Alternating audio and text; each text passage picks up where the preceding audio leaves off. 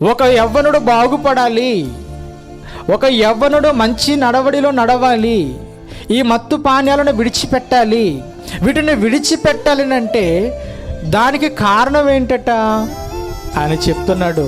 వీటన్నిటిని విడిచిపెట్టి ఒక మంచి జీవితాన్ని గడపాలి అని అనుకుంటే దానికి ప్రధానమైన కారణం ఇక్కడ చెప్తున్నాడు. ఏంటదట అది? నీ వాక్యమును బట్టి దానిని జాగ్రత్తగా చూసుకుంటాడు. దేనిని? ప్రవర్తన, జీవితం. అంటే వాక్యాన్ని బట్టి జీవితాన్ని చూసుకుంటారా? అవును, వాక్యాన్ని చూసి ప్రవర్తనను మార్చుకుంటారు. కనుక కావలసింది వాక్యం. ఏమంటే వాక్యం చెప్తానంటే ఎంతమంది వింటారు చెప్పండి? ఈరోజు గ్రామంలో తిరుగుతూ మైక్ పట్టుకొని ఈరోజు సెంటర్లో వాక్యం చెప్తామండి, రండి.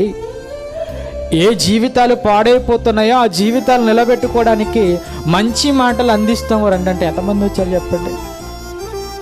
ఎంతమంది వచ్చారు? అంటే మంచి వినడానికి మనిషి రాడు.